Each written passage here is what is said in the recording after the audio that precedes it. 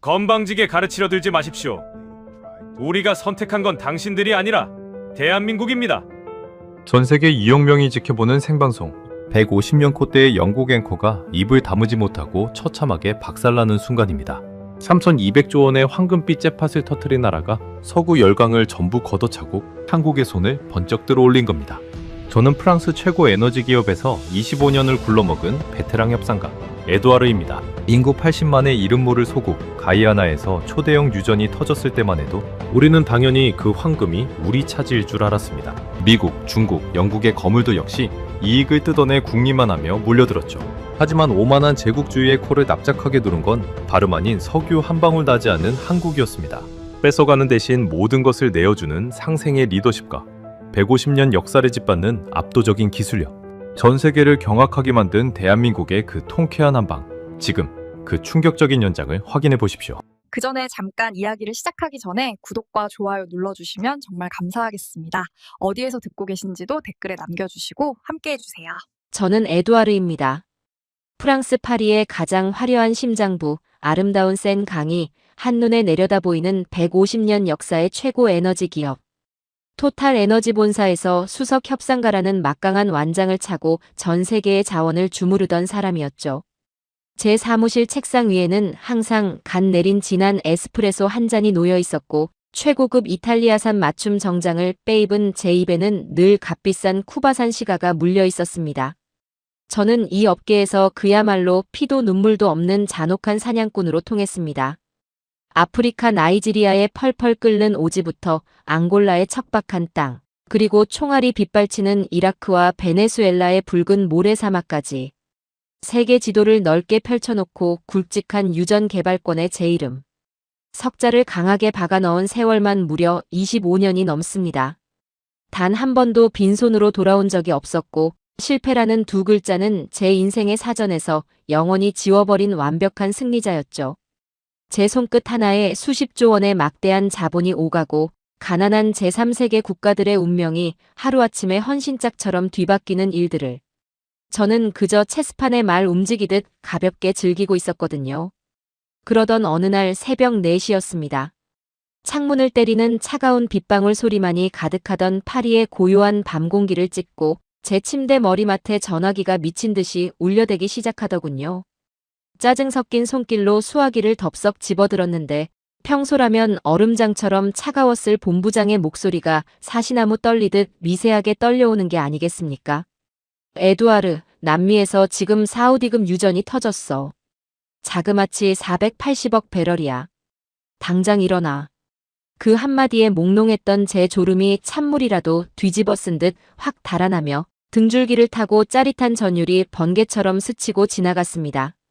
480억 배럴이라니요. 당시 국제유가로 달러를 환산해보면 무려 3,200조 원에 달하는 그야말로 인류 역사상 전무후무한 천문학적인 액수였습니다. 중동 모래사막에나 있는 줄 알았던 사우디아라비아의 거대한 가와르 유전에 맞먹는 어쩌면 지구상의 마지막으로 남아있을지도 모르는 초대형 황금빛 잭팟이 남미의 구석에서 갑작스럽게 터져버린 것이었죠. 국가 이름은 가이아나라고 해. 당장 짐부터 싸서 비행기 타. 전화를 끊고 어둠 속에서 책상 스탠드 불빛 하나만 겨우 켠 채 저는 떨리는 손으로 노트북을 열어 검색창을 미친 듯이 두드리기 시작했습니다. 가이아나. 솔직하게 고백하건대 잎이 튀기는 자원 바닥에서 25년을 구르며 안 가본 나라가 없는 저조차도 태어나서 머리털 나고 처음 들어보는 아주 생소하고 낯선 이름이었습니다. 화면에 떠오르는 그 나라의 초라한 경제 지표들을 보며 저는 저도 모르게 푹하고 실소를 크게 터뜨리고 말았죠. 인구가 고작 80만 명. 대한민국의 작은 지방 중소도시 하나보다도 턱없이 부족한 인구수였습니다. 국가의 1년 총생산량이라는 것이 서울, 강남구 하나가 벌어들이는 경제 규모에도 한참을 못 미치는 참으로 처참하고 가련한 수준이더라고요. 1966년이 되어서야 영국으로부터 겨우 독립의 문턱을 넘었고 그 전까지 무려 152년이라는 끔찍한 세월 동안 철저하게 식민 지배를 당하며 뼛속까지 수탈당한 상처투성이의 가난한 나라였습니다. 주력 산업이라고 내세울 만한 것은 뙤약볕 아래서 흑인 노예들의 후손들이 허리가 휘도록 거두는 사탕수수 재배와 쌀 농사가 전부였죠. 번듯한 첨단 기술은커녕 제대로 시커먼 연기를 뿜어내는 공장. 하나조차 찾아볼 수 없는 남미 대륙에 찰싹 붙어있는 잊혀진 변방 중의 변방이었습니다. 저는 콧노래를 흥얼거리며 책상 서랍 가장 깊숙한 곳에서 낡고 해진 가죽 수첩을 하나 꺼내 들었습니다. 모서리 가죽이 까맣게 달아 속살이 흉하게 드러난 이 수첩은 제가 25년 전 나이지리아에서 첫 유전 협상을 무자비하게 성공시키고 그 짜릿한 쾌감을 영원히 기억하기 위해 샀던 저만의 소중한 전리품이었습니다. 페이지를 한 장 한 장 천천히 넘길 때마다 오래된 잉크, 냄새와 함께 제 화려했던 승리의 기록들이 파노라마처럼 눈앞에 쫙 펼쳐졌죠. 나이지리아 130억 배럴 독점 확보, 앙골라 80억 배럴 헐값 계약, 이라크 남부 유전 개발권 싹쓸이. 모든 페이지가 붉은색 잉크로 쓰인 성공이라는 두 글자로 아주 빼곡하게 채워져 있었습니다. 저는 가장 깨끗한 빈 페이지를 활짝 펼쳐 만년필을 꽉 쥐고 아주 또박또박 새로운 사냥감의 이름을 적어 내려갔습니다. 가이아나. 이 보잘것없이 작은 나라가 온전히 감당하기엔 3,200조 원이라는 벼락부자의 돈은 너무나도 무겁고 거대한 재앙일 뿐이었습니다. 막강한 자본력과 150년의 뼈대 있는 기술력을 가진 우리 위대한 유럽이 저 무지하고 불쌍한 나라를 친히 구원해주러 가는 거라고 굳게 믿어 의심치 않았죠. 이번 사냥 역시 제 입에 굴러들어온 달콤한 사탕을 삼키는 것보다 훨씬 더 쉬울 거라는 오만한 확신이 제 온몸의 핏줄을 타고 거세게 흐르고 있었습니다. 정확히 12시간 후 거대한 대서양을 가로지르는 최고급 1등석. 비행기 안에서 저는 아주 여유로운 미소를 띠며 차가운 빈티지 샴페인 잔을 우아하게 기울였습니다. 창밖으로 끝없이 융단처럼 펼쳐진 하얀 구름 바다를 거만하게 내려다보며 머릿속으로는 아주 치밀하고 냉혹한 주파나를 빠르게 튕겨보았죠. 그들에게 저 깊고 험한 심에 유전을 뚫을 기술이 있었겠습니까? 천문학적인 자본이 있었겠습니까? 아니면 단 한 번의 해양 시추 경험이라도 있었겠습니까? 화려한 3D 컴퓨터 그래픽으로 번지르르하게 포장된 두꺼운 프레젠테이션 책자 몇 권과 위대한 유럽의 선진 기술을 너희에게 특별히 전수해주겠다는 알량하고 달콤한 약속. 몇 마디면 끝날 일이었습니다. 그들은 제 화려한 제안의 감격에 겨워 굵은 눈물을 줄줄 흘리며 제 발밑에 납작 엎드려 백지수표나 다름없는 계약 서류를 바칠 거라고 100% 맹신하고 있었거든요. 기나긴 비행을 마치고 비행기가 마침내 가이아나의 조지타운 국제공항에 덜컹거리며 착륙하던 그 순간이었습니다. 요란한 진동과 함께 창밖을 쓱 내다봤는데 세상에나 공항 활주로의 아스팔트가 가뭄에 논바닥 갈라지듯 쩍쩍 갈라져 있고 그 깊은 틈새 사이로 이름 모를 열대의 잡초들이 사람 무릎 높이까지 무성하게 자라나 있더군요. 덜컥하고 비행기 문이 열리자마자 숨을 턱턱 막히게 하는 열대의 지독한 습기와 한증막 같은 후끈한 열기가 온몸을 순식간에 덮쳐왔습니다.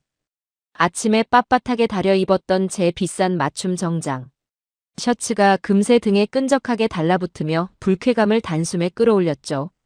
페인트가 죄다 벗겨진 낡아빠진 공항 터미널 건물 안으로 들어섰더니 언제부터 고장났는지 모를 천장의 낡은 에어컨은 미지근하고 퀴퀴한 바람만 털털거리며 간신히 뱉어내고 있었습니다. 속으로 비릿한 실소가 마구 터져나오더라고요. 이런 쥐구멍같이 허름하고 냄새나는 가난한 곳이 3,200조 원짜리 황금의 문턱이라니 참 기가 막히고 코가 막히는 일이군 하면서요. 서둘러 짐을 찾아 낡은 택시에 올라탄 저는 덜컹거리는 뒷좌석에서 창문을 반쯤 내리고 조지타운 시내의 처참한 풍경을 매의 눈으로 유심히 관찰하기 시작했습니다.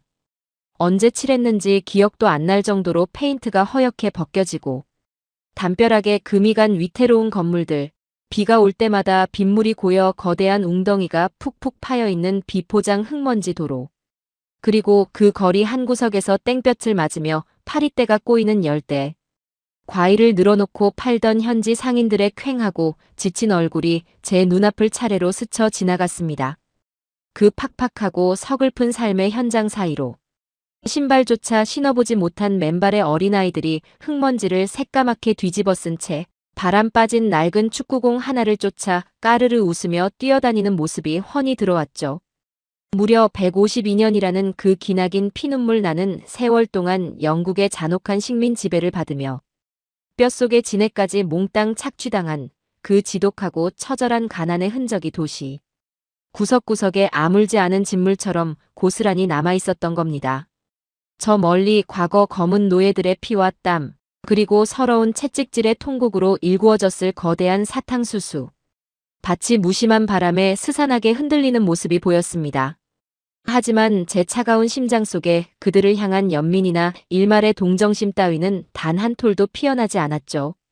오직 이 철저하게 낙후되고 절망적인 빈곤의 환경만이 제게는 아주 완벽하고 날카로운 협상의 무기가 되어줄 것이라는 피도 눈물도 없는 계산만이 머릿속을 빠르게 맴돌고 있었습니다. 하지만 택시가 흙먼지 날리는 빈민가를 지나 조지타운 시내 한복판에 우뚝 솟은 유일한 최고급 호텔 로비에 미끄러지듯 도착하는 그 순간 저는 그만 제 눈을 의심하며 미간을 깊게 찌푸리고 말았습니다. 육중한 유리문이 열리고 머리가 띵할 정도로 시원한 에어컨.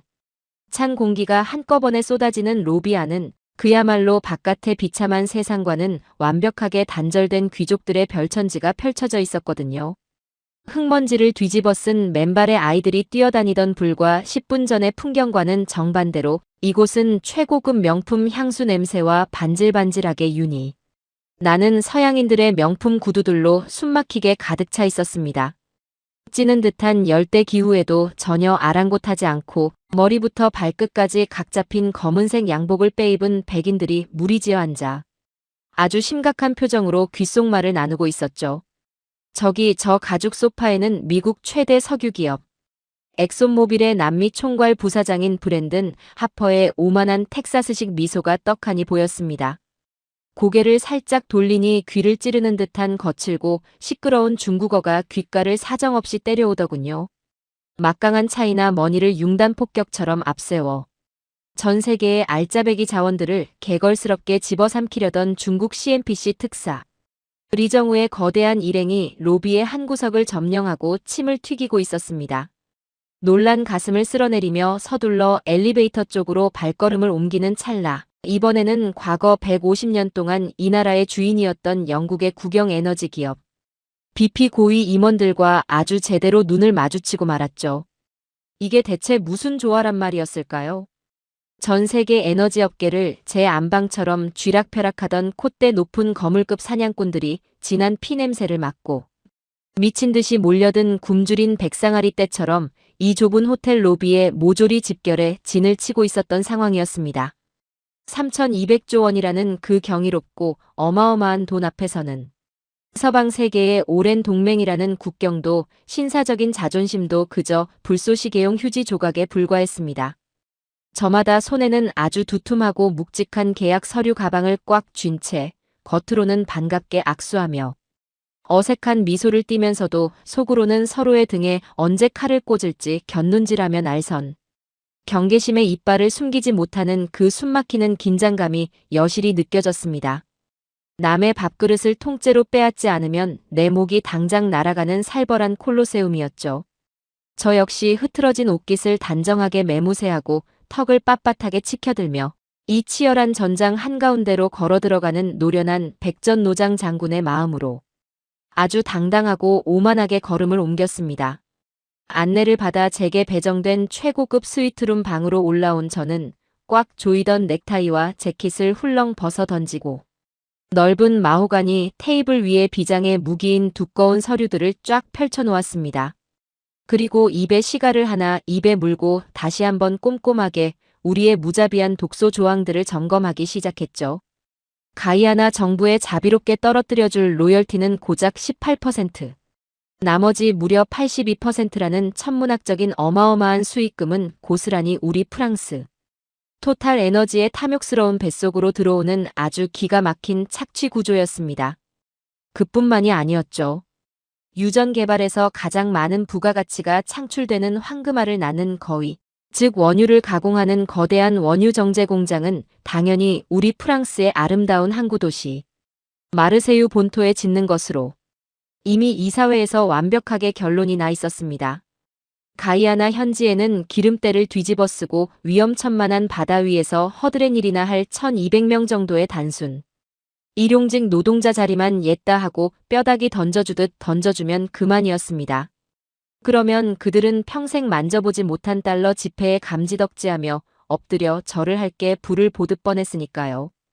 150년 전 우리 서구의 조상들이 이 불쌍한 땅에 총칼을 들고 쳐들어와 원주민의 피눈물이 섞인 금과 은을 무자비하게 캐가고 달콤한 사탕수수를 잔인하게 수탈해가던 그 야만적인 방식과 포장지 하나만 번지르르한 양복으로 달라졌을 뿐이었습니다. 그 뼛속 깊이 박힌 교활하고 악랄한 제국주의적 본질은 아주 토씨 하나 틀리지 않고 완벽하게 똑같았죠. 하지만 저는 그날 밤 한치의 의심도 한 올의 죄책감도 느끼지 못했습니다. 왜냐고요? 이 무력하고 지지리도 가난한 나라에게 감히 우리 강대국들을 거절할 선택권 따위는 애초에 지구상에 존재하지 않았으니까요. 당장 내일 아이들에게 먹일 쌀 한 줌을 걱정해야 하는 인구 80만의 이름 모를 소국이 전 세계의 금융과 자원을 지배해온 우리 위대한 유럽의 150년 핏줄 굵은 역사와 감히 대적할 수 없는 거대한 기술력을 도대체 무슨 수로 어떤 배짱으로 거부할 수 있겠습니까? 거부할 명분도 거부할 쥐꼬리만 한 힘도 애초에 주어지지 않는 것이 강대국이 정해놓은 세상의 잔혹하고 당연한 이치였습니다. 창문 너머로 낡고 병든 도시 조지타운의 짙은 어둠이 서서히 깊어가고 있었습니다. 금방이라도 수명이 다해 꺼질 듯 가로등 불빛이 듬성듬성 켜진 캄캄하고 적막한 빈민가의 거리를 팔짱을 낀 채 내려다보며 저는 내일 제 손에 떨어질 그 완벽하고 달콤한 승리를 100% 확신하며 비열하고 오만한 미소를 입가에 가득 지어 보였죠. 날이 밝고 내일 아침에 붉은 해가 떠오르면 저 아무것도 모르는 무지하고 순진한 가이아나의 대통령은 제 화려한 뱀 같은 말솜씨와 묵직한 서류 뭉치 앞에서 오돌오돌 떨며 체념한 듯 도장을 꾹 찍게 될 것이라 확신했습니다.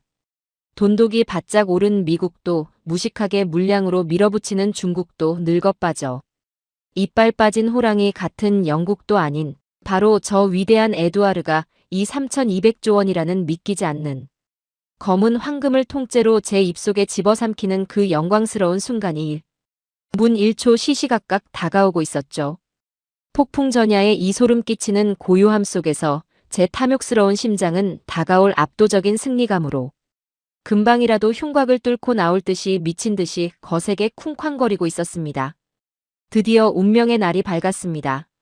열대의 붉은 태양이 조지타운의 낡은 지붕들 위로 떠오르자 저는 비장한 각오로 서류 가방을 챙겨 들고 가이아나의 대통령궁으로 향했습니다. 회의실 문을 열고 들어서는 순간 안에서 뿜어져 나오는 그 팽팽한 긴장감에 저도 모르게 숨을 크게 들이켰죠. 제 아무리 산전수전 다 겪은 저라지만 그날 아침의 공기는 유독 무겁고 매서웠거든요. 낡고 삐걱거리는 마호가니 테이블을 빙 둘러싸고 미국 엑손모빌, 중국 CNPC, 영국 BP 등 전 세계 내로라 하는 석유 제국의 거물들이 이미 짐승처럼 번뜩이는 눈빛으로 자리를 꿰차고 앉아 있었습니다. 3200조 원.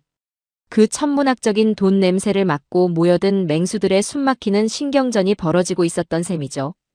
얼마 지나지 않아 육중한 문이 열리더니 가이아나의 카시우스 벤턴 대통령의 모습을 드러냈습니다. 60대 초반의 깡마른 체구였지만 그 흑인 대통령의 두 눈빛만큼은 시퍼렇게 날이 선 칼날처럼 매섭게 빛나고 있더라고요. 그는 우리들 중 그 누구와도 악수를 나누지 않았습니다. 그저 꼿꼿한 자세로 상석에 앉더니 테이블을 한 바퀴 차갑게 훑어보고는 아주 낮고 묵직한 목소리로 입을 열었습니다. 여러분, 우리 앞바다에서 480억 배럴의 석유가 발견되었습니다. 하지만 우리는 전혀 기쁘지 않습니다. 회의실 안이 찬물을 끼얹은 듯 일순간 조용해졌습니다. 아니, 3200조 원의 돈벼락을 맞았는데 기쁘지가 않다니요? 다들 의아한 표정으로 서로의 눈치만 살피고 있었죠. 벤턴 대통령은 자리에서 천천히 일어나더니 먼지가 뽀얗게 앉은 창문 밖을 손가락으로 가리켰습니다. 저 거리를 보십시오. 우리는 152년이라는 끔찍한 세월 동안 영국의 식민지였습니다. 당신들 서양인들은 우리 땅에 쳐들어와 시퍼런 총칼을 들이밀고 금광을 파헤쳤죠. 달콤한 사탕수수를 싹쓸이해가며 당신들의 배를 불렸습니다. 서아프리카에서 짐승처럼 끌려온 우리 조상들은 저 뜨거운 농장에서 채찍을 맞으며 피를 토하고 죽어갔습니다. 그 기나긴 152년의 착취 끝에 우리에게 남은 건 구멍이 숭숭 뚫린 헐벗은 산과 오염된 강물, 그리고 가난에 굶주린 80만의 국민뿐이었습니다. 대통령의 목소리는 분노로 미세하게 떨리고 있었습니다. 150년 전에 그 뼈아픈 역사를 이 자리에서 꺼내들 줄은 꿈에도 몰랐거든요. 저를 포함한 서구 열강의 거물들은 약속이나 한 듯 헛기침을 해대며 시선을 바닥으로 피하기 바빴습니다. 이제 검은 황금이 터졌고 세상은 또다시 우리에게 탐욕스러운 손을 뻗고 있습니다. 묻겠습니다. 여러분은 우리를 도우러 온 파트너입니까? 아니면 150년 전처럼 또다시 우리의 피와 살을 뜯어먹으러 온 사냥꾼입니까? 그 서슬퍼런 질문에 회의실은 그야말로 얼음장처럼 꽁꽁 얼어붙고 말았습니다. 25년 동안 수십 개국을 돌며 온갖 협상을 주물렀던 저조차도 그 순간만큼은 말문이 턱 막혀 입술만 달싹거릴 뿐 아무런 대답도 할 수 없었죠.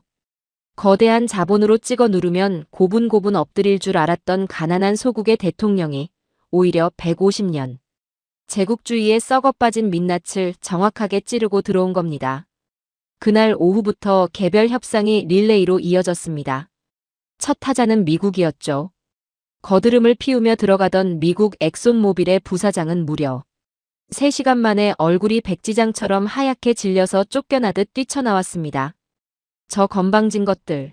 이라며 욕설을 내뱉는 그의 손이 사시나무 떨리듯 떨리고 있더라고요. 다음은 차이나 머니를 앞세운 중국이었습니다. 항구와 철도를 지어주겠다며 거드름을 피우던 중국 특사 역시 스리랑카처럼 우리 항구를 통째로 삼키려는 수작 아니냐는 대통령의 호통에 꿀먹은 벙어리가 되어 짐을 싸야만 했습니다.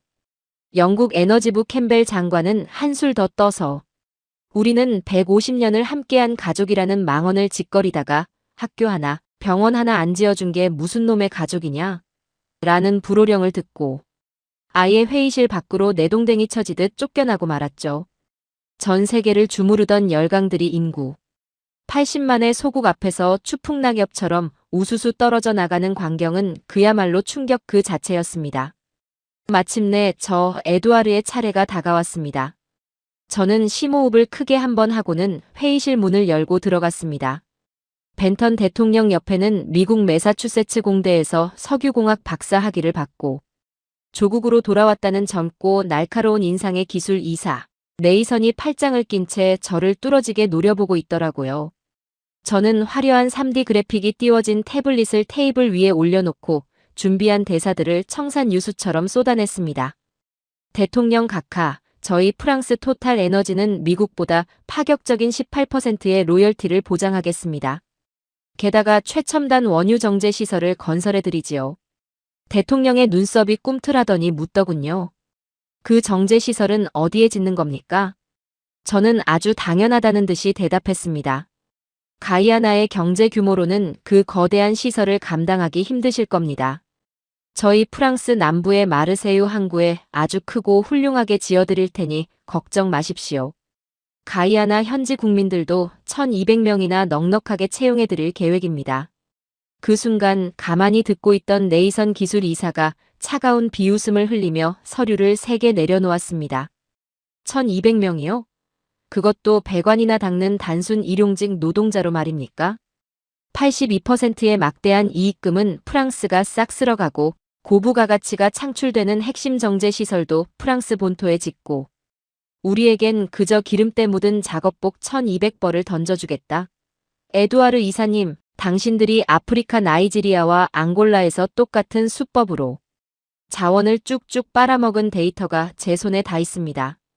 등줄기를 타고 식은땀이 비오듯 쏟아지기 시작했습니다. 이들은 무지한 원주민이 아니었습니다. 전 세계 자원 약탈의 역사를 꿰뚫고 있는 아주 치밀하고 무서운 협상가들이었던 거죠. 벤턴 대통령이 자리에서 천천히 일어나며 제게 최후 통첩을 날렸습니다.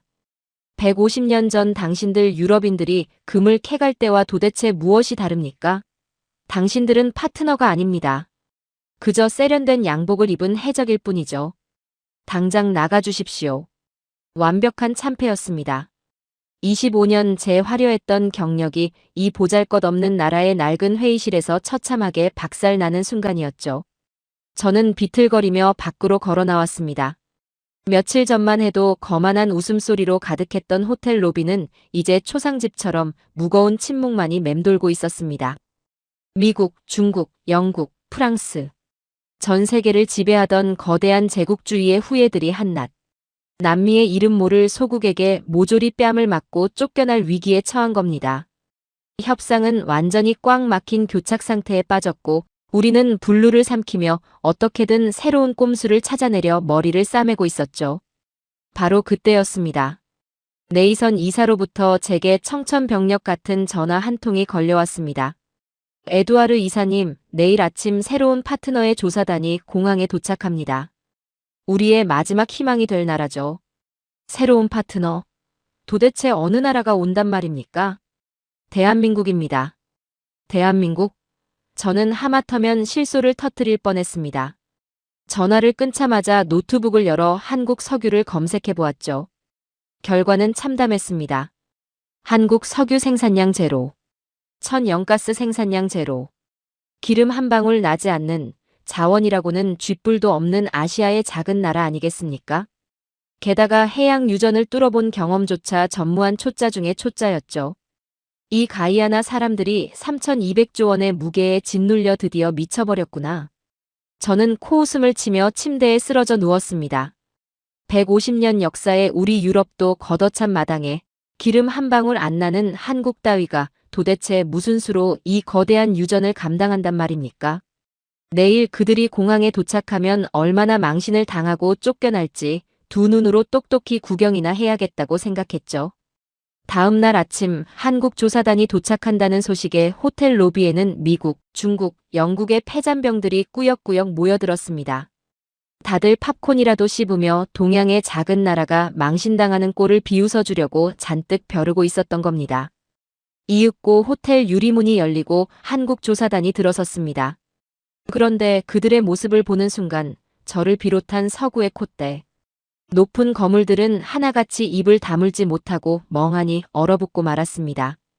겨우 15명 남짓한 단출한 인원. 그런데 이들의 옷차림이 상상을 초월했던 겁니다. 구찌나 아르마니 같은 번지르르한 명품 양복을 쫙 빼입은 우리 서양인들과 달리 그들은 하나같이 땀에 찌든 작업복 차림에 낡은 안전모를 옆구리에 끼고 있었죠. 한 손에는 무거운 노트북 가방을, 다른 한 손에는 온갖 긁힌 자국이 선명한 쇳덩어리 측정.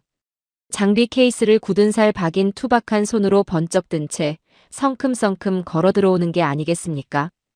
그들의 얼굴은 뜨거운 바닷바람에 검게 그을려 있었고 눈빛은 서류 가방이나 굴리며 말장난을 치는 사기꾼의 그것이 아니라 당장이라도 거친 심에 바다로 뛰어들어 기름통을 건져 올리려는 묵직한 현장 기술자의 그것이었습니다. 그 조사단의 맨 앞장서서 걸어오는 한 남자가 눈에 띄었습니다. 60대 초반의 희끗희끗한 머리칼을 한 한국해양플랜트 기술단 단장, 서희라는 사람이었죠. 빳빳하게 각을 잡고 거만하게 서 있던 우리들과 달리 그는 로비에서 기다리고 있던 가이아나의 네이선 이사를 보자마자 환하게 웃으며 다가가 두 손을 덥석 맞잡는 겁니다. 그리고 허리를 굽혀 깊숙이 고개를 숙이며 인사하더라고요. 그런데 그 순간 제 심장이 덜컥하고 내려앉는 듯한 묘한 소름이 전신을 훑고 지나갔습니다. 늘 날 선 눈빛으로 우리 서양인들을 벌레 보듯 경계하고 몰아붙이던 그 차가운 네이선. 이사가 서희 단장의 두 손을 맞잡고는 아이처럼 활짝 웃고 있는 게 아니겠습니까? 미국이 돈다발을 흔들 때도 영국이 가족 운운하며 협박을 할 때도 단 한 번도 보여주지 않았던 그 진심. 어린 미소를 기름때 묻은 작업복을 입은 한국인들에게 보여주고 있었던 겁니다. 회의실에서 펜대를 굴리며 남의 나라 피를 빨아먹으려던 양복 입은 하이에나들과 거친 바다와 싸우며 진짜 땀방울을 흘릴 준비가 되어 있는 작업복 차림의 진짜 기술자들. 그 극명한 대비가 로비의 공기를 순식간에 압도해버렸습니다. 우리 서양인들은 누구 하나 입을 떼지 못한 채 숨죽여 그 동양의 작은 나라에서 온 사내들의 뒷모습을 멍하니 바라볼 수밖에 없었죠. 그 투박하지만 단단한 걸음걸이에서 저는 본능적으로 깨닫고 말았습니다. 아, 우리가 이겼다고 생각했던 이 판에 완전히 차원이 다른 진짜 괴물들이 등판했구나. 150년의 오만방자한 제국주의가 70년 피땀으로 일군 대한민국의 기적 앞에서 산산조각 날 준비를 마친 그야말로 폭풍이 몰아치기 직전에 고요하고도 전율 돋는 순간이었습니다. 그날 오후 가이아나 정부가 주최하는 공식 합동기술 브리핑이 조지타운의 낡은 컨벤션 센터에서 열렸습니다. 원래대로라면 이미 협상에서 쫓겨난 저희 서구 열강들은 참석할 자격조차 없는 자리였죠. 하지만 저는 참관인이라는 구차한 자격까지 얻어내며 기어코 맨 뒷줄 구석 자리에 엉덩이를 들이밀었습니다. 놀라운 건 저 혼자만이 아니었다는 사실입니다. 제 앞줄에는 짐을 쌌다던 미국 엑손모빌의 최고급 엔지니어 3명이 팔짱을 낀 채 매의 눈으로 단상을 노려보고 있었고 그 옆에는 중국 CNPC의 기술진들, 심지어 영국 BP의 핵심 임원까지 모조리 이 낡은 회의실에 진을 치고 앉아 있었거든요. 입으로는 한국을 기름 한 방울 안 나는 조그만 나라라며 비웃었지만 속으로는 다들 그 땀 냄새 나는 동양의 작업복 사내들이 도대체 무슨 배짱으로 이 3,200조 원짜리 판에 끼어든 건지 두 눈으로 확인하고 싶어 안달이 났던 겁니다. 다들 팝콘이라도 씹으며 동양의 초짜들이 전 세계의 비웃음거리로 전락하는 꼴을 만끽할 준비를 단단히 하고 있었던 셈이죠. 이윽고 회의실에 불이 꺼지고 한국해양플랜트 기술단의 서희 단장이 노트북을 들고 단상 위로 뚜벅뚜벅 걸어 올라갔습니다. 수백 명의 서양 엔지니어들이 뿜어내는 그 살벌하고 적대적인 시선 앞에서도 그의 표정은 잔잔한 호수처럼 평온하더군요. 그는 마이크를 잡더니 아주 또렷하고 정중한 영어로 첫 인사를 건넸습니다. 대통령 각하, 그리고 가이아나 국민 여러분. 저희 대한민국에게 이런 귀중한 기회를 주셔서 진심으로 감사합니다. 그 순간 제 심장이 덜컹거리며 묘한 위화감이 온몸을 훑고 지나갔습니다. 기회를 주셔서 감사하다고요? 저를 포함해 여기 앉아있는 모든 서방 세계의 거물들은 단 한 번도 그런 말을 쓴 적이 없었습니다. 미국의 브랜든 하퍼는 우리가 너희를 도와주러 왔다고 거드름을 피웠고 영국의 캠벨 장관은 우리는 위대한 가족이니 우리에게 맡겨라라며 협박을 했으며 저 역시 최고의 기술을 특별히 전수해주겠다라며 적선하듯 말했었죠. 우리는 언제나 오만한 구원자였고 가이아나는 불쌍한 구호 대상이었습니다. 그런데 저 백발의 한국인 단장은 3,200조 원의 주인이 가이아나라는 사실을 정확히 인정하며 가장 낮은 자세로 고개를 숙인 겁니다. 앞줄에 앉아있던 가이아나의 벤턴 대통령과 네이선 이사의 눈빛이 순간 부드럽게 일렁이는 것을 저는 똑똑히 볼 수 있었습니다. 서희 단장이 노트북 자판을 두드리자 거대한 스크린 위로 스타브로크 해역의 심해 지형도가 쫙 펼쳐졌습니다. 현재까지 서방 국가들이 제안한 원유 회수율 목표를 살펴보겠습니다. 미국 엑손모빌 65%, 프랑스 토탈 에너지 65%, 중국 68%. 심해 유전의 평균적인 한계치를 고려했을 때 아주 합리적인 숫자들이죠. 앞줄에 앉아있던 미국 엔지니어들이 턱을 치켜들며 으스대는 게 보였습니다. 거봐, 우리 기술력이 세계 최고라니까라는 자만심이 등짝에서부터 뿜어져 나오더라고요. 하지만 서 단장의 다음 말 한마디에 회의실의 공기는 그야말로 쩍하고 얼어붙고 말았습니다. 하지만 저희 대한민국의 목표는 완전히 다릅니다. 한국이 가이아나 앞바다에서 끌어올릴 원유 회수율 목표는 90%입니다. 스크린 한가운데 붉은색으로 90%라는 숫자가 선명하게 찍히는 순간 회의실 안은 그야말로 벌집을 쑤신 듯 발칵 뒤집혔습니다. 제 앞자리에 앉아있던 미국의 최고참 엔지니어가 헛웃음을 터뜨리며 벌떡 일어나 소리치더군요. 이보시오, 서 단장님. 당신들 제정신입니까? 수심 2,800m가 넘는 심해 유전에서 회수율 90%라니 그건 이론적으로도 불가능한 말도 안 되는 소리요. 석유 한 방울 안 파본 나라에서 오니까 숫자가 아주 우습게 보이나 본데 억지도 정도껏 부리시오. 영국과 중국 엔지니어들도 동조하며 낄낄거리기 시작했습니다. 하지만 서 단장은 당황하기는커녕 아주 여유로운 미소를 지으며 다음 슬라이드를 쓱 넘기더라고요. 물론 기존의 낡은 서방 기술로는 불가능하겠죠. 하지만 한국이 독자 개발한 AI 기반 향상된 석유 회수 기술이라면 이야기가 다릅니다. 스크린 위로 복잡한 알고리즘과 수천 개의 스마트 센서가 바닷속 안반 틈새로 파고드는 3D 시뮬레이션 영상이 숨막히게 펼쳐지기 시작했습니다. 고압의 가스를 미세하게 주입해 지층의 압력을 유지하고 한국의 독보적인 AI가 실시간 데이터를 분석해 바위 틈에 숨어있는 단 한 방울의 원유까지 진공 청소기처럼 빨아들이는 기적 같은 기술이었죠. 서 단장이 실제 데이터들을 무자비하게 쏟아내기 시작했습니다. 이 기술을 적용한 노르웨이 요한 스베르드루프 유전 초기 회수율 18%에서 적용 후 84% 달성. 브라질 산토스 해역 62%에서 87% 달성. 가이아나의 지층 구조는 이보다 훨씬 균질하기 때문에 90%는 결코 과장된 수치가 아닙니다. 미국 엔지니어의 얼굴이 흑빛으로 변하며 목소리가 기어들어가기 시작했습니다. 그 기술 우리도 안다. 하지만 센서를 심고 가스를 주입하는데 배럴당 최소 15달러의 막대한 추가 비용이 든다. 배보다 배꼽이 더 큰 짓거리 아니냐? 그러자 서 단장이 안경을 쓱 치켜올리며 아주 묵직한 돌직구를 날리더군요. 그래서 저희 한국해양연구원들이 지난 5년 동안 밤을 새워가며 기술을 개량했습니다. 현재 한국 기술로 들어가는 추가 비용은 배럴당 단돈 4달러입니다. 그 순간 저는 머릿속으로 미친 듯이 수판을 튕겨보았습니다. 480억 배럴의 65%면 312억 배럴. 90%면 432억 배럴. 무려 120억 배럴의 석유를 더 뽑아낸다는 뜻이었습니다. 배럴당 80달러로만 계산해도 하나로 자그마치 1200조 원. 1200조 원이었습니다. 서양놈들이 땅속에 버리고 갈 1200조 원을 한국이 기술력 하나로 더 캐내어주겠다는 소리였죠. 제 손끝이 사시나무 떨리듯 파르르 떨려오기 시작했습니다. 방금 전까지 한국을 조롱하던 미국 엔지니어는 다리에 힘이 풀렸는지 털썩하고 의자에 주저앉고 말았죠. 하지만 진짜 충격은 이제부터 시작이었습니다. 서 단장이 스크린에 거대한 철갑선 하나를 띄웠습니다. 이 막대한 석유를 바다 위에서 곧바로 정제하고 저장할 초대형 해양 플랜트 FPSO가 필요할 것입니다. 길이 340m, 축구장 3개를 합친 크기의 하루 19만 배럴을 생산하는 바다 위의 거대한 공장이죠. 서방 국가들은 이 배를 건조하는데 최소 48개월이 걸린다고 제안하셨더군요.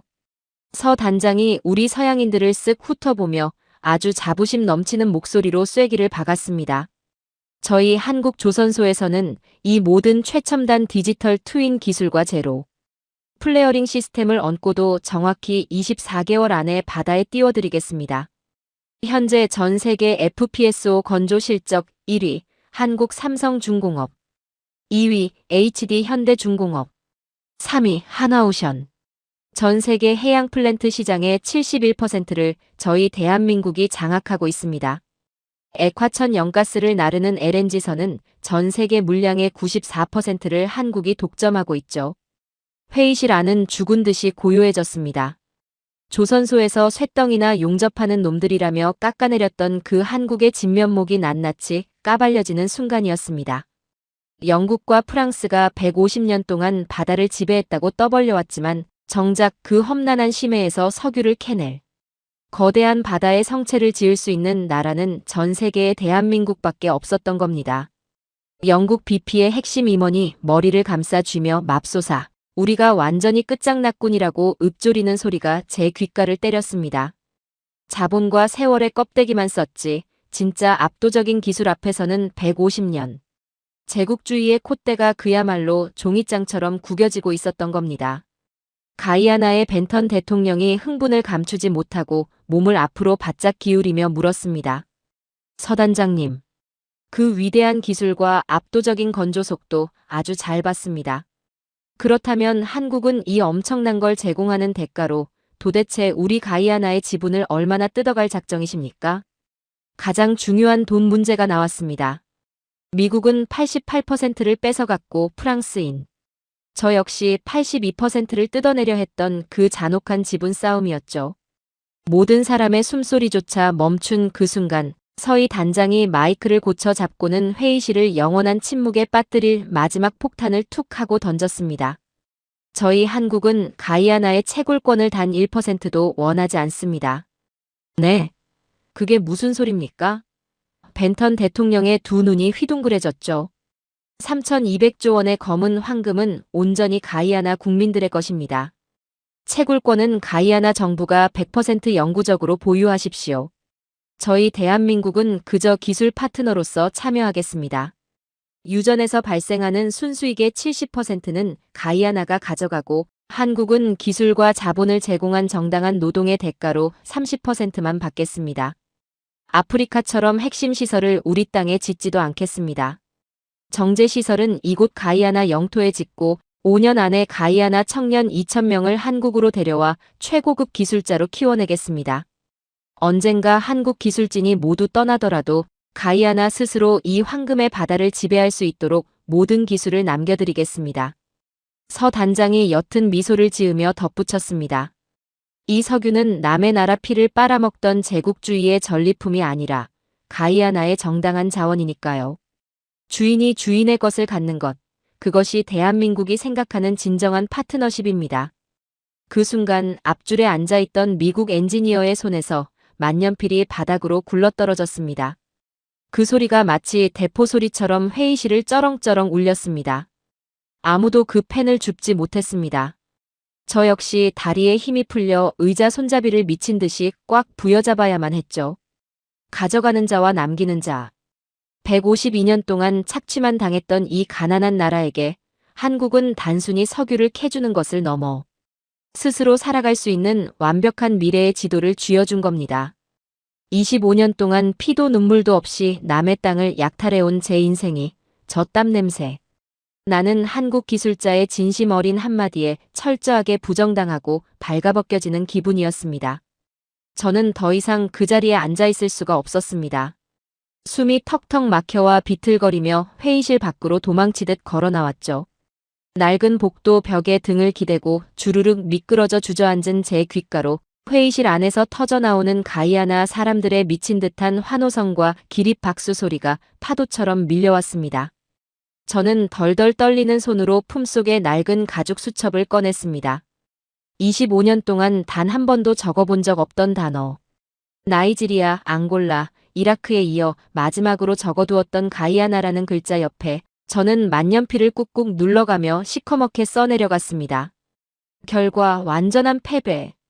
150년 유럽의 오만한 역사가 70년 피땀으로 일군 대한민국의 기적 앞에 무릎을 꿇다. 복도 창문 너머로 조지타운의 낡은 거리를 비추는 태양이 유독 뜨겁고 찬란하게 빛나고 있었습니다. 세계 자원 전쟁의 판도가 석유. 한 방울 나지 않는 조그만 동방의 나라에 의해 완벽하게 뒤집히는 위대한 순간이었습니다. 한국 조사단이 다녀간 지 불과 2주일 뒤였습니다. 가이아나 정부는 전 세계를 향해 아주 짧고 단호한 공식 성명을 발표했습니다. 우리 가이아나의 480억 배럴, 3,200조 원 규모의 스타브로크 해역 개발 파트너로 대한민국을 최종 선택합니다. 그 발표가 나자마자 전 세계는 그야말로 발칵 뒤집히고 말았습니다. 파이낸셜 타임스, 워싱턴 포스트, 르몽드 할 것 없이 전 세계 언론사들이 앞다투어 긴급 속보를 쏟아냈거든요. 미국과 중국, 영국과 프랑스라는 어마어마한 제국주의 거인들을 모조리 링 밖으로 집어던지고 석유 한 방울 나지 않는 아시아의 조그만 나라가 그 엄청난 황금의 바다를 통째로 싹쓸이해버렸으니까요. 자존심이 상할 대로 상한 서방 세계는 도저히 이 현실을 인정할 수가 없었던 겁니다. 어떻게든 흠집을 내고 싶어 안달이 났었죠. 그로부터 며칠 뒤 영국의 공영방송 BBC에서 가이아나의 벤턴 대통령을 직접 인터뷰하겠다며 조지타운으로 날아왔습니다. 영국의 콧대를 상징하는 간판 시사 프로그램이었고 진행자인 아서 펠트는 수많은 국가 정상들을 교묘한 말장난으로 깎아내리고 궁지에 몰아넣기로 아주 악명 높은 백인 앵커였습니다. 전 세계 47개국 무려 2억 명의 시청자가 생중계로 지켜보는 살벌한 방송이었죠. 저는 짐을 싸서 파리로 돌아가는 대신 그 생방송이 열리는 조지타운의 허름한 구형. 방송국 스튜디오 맨 뒷줄에 조용히 자리를 잡고 앉았습니다. 도대체 이 말도 안 되는 기적의 끝이 어떻게 맺어질지 제 두 눈으로 똑똑히 지켜보고 싶었거든요. 5, 4, 3, 2, 1. 큐. 카메라에 붉은 불이 들어오고 생방송이 시작되었습니다. 앵커 와서 펠트는 거만한 미소를 입가에 띈 채 다리를 꼬고 앉아 아주 오만방자한 첫 질문을 던지더군요. 대통령 각하. 미국, 중국, 영국 같은 세계 최고의 석유 기업들을 전부 거절하시고 한국을 선택하셨더군요. 솔직히 묻겠습니다. 석유 한 방울 나지 않고 자원 개발. 경험도 턱없이 부족한 그 조그만 나라의 얄팍한 상술에 속아 넘어가신 것 아닙니까? 3,200조 원이라는 막대한 자산을 감히 한국 따위에게 의존해도 정말 괜찮다고 보시는 겁니까? 질문이라기보다는 대놓고 조롱하고 무시하는 칼날이었습니다. 스튜디오의 공기가 일순간 얼어붙었죠. 카메라 뒤에 서 있던 영국인 스태프들은 비죽비죽 얄미운 웃음을 흘리고 있더라고요.